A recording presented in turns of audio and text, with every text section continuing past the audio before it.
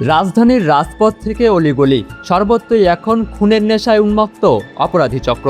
গত জানুয়ারি থেকে মার্চ এই 3 মাসেই পরিসংখ্যানের খাতা চরম রক্তাক্ত।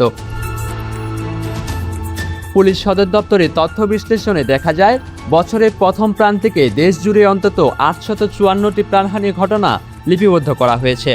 এর মধ্যে খোদ ঢাকাতেই 107টি হত্যাকাণ্ড সংঘটিত হয়। এপ্রিলে প্রথম পক্ষকালে 16টি তাজা প্রাণ ঝরে পড়ার খবর পাওয়া গেছে। অনুসন্ধানে বেরিয়ে এসেছে, এই অস্থিতিশীল পরিস্থিতির নেপথ্যে কলকাঠি নাড়ছে বিদেশে পলাতক ও সম্প্রতি জামিনে মুক্তি পাওয়া এক ঝাঁক শীর্ষ সন্ত্রাসী। দীর্ঘ কারাবাসের পর মুক্তি বা ভিনদেশের মাটিতে বসে ত্রাসের রাজত্ব নিয়ন্ত্রণে শখ করছে দুর্ধর্ষ সব কিলার আব্বাস, পিচ্চি হেলাল, ইমন কিংবা ফ্রিডম রাসুর মতো তালিকাভুক্ত সন্ত্রাসীরা এখন নতুন করে আতঙ্কের প্রতিশব্দ। থাইল্যান্ড, সুইডেন বা দুবাইয়ের মতো নিরাপদ আস্তানা থেকে স্রেফ একটি ফোন কলের মাধ্যমে কোটি কোটি টাকার চাঁদাবাজি পরিচালিত। টাকা দিতে অস্বীকৃতি জানালে সরাসরি বাড়িতে গিয়ে ক্ষুদ্র অস্ত্রে মহড়া কিংবা প্রাণনাশের হুমকি এখন নৈমিত্তিক বিষয়।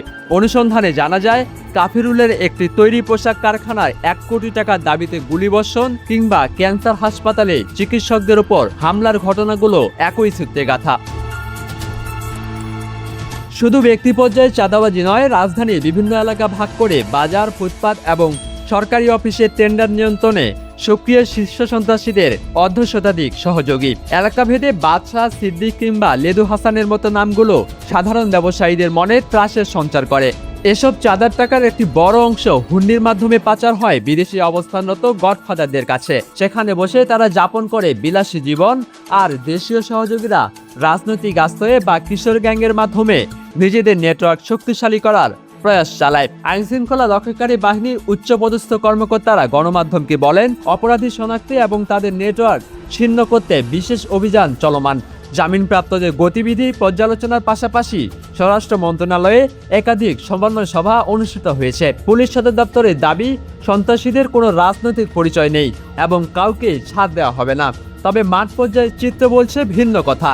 সাধারণ মানুষ ও ব্যবসায়ীরা জীবনের ভয়ে এখনো মুখ খুলতে চরম আতঙ্ক বোধ করেন।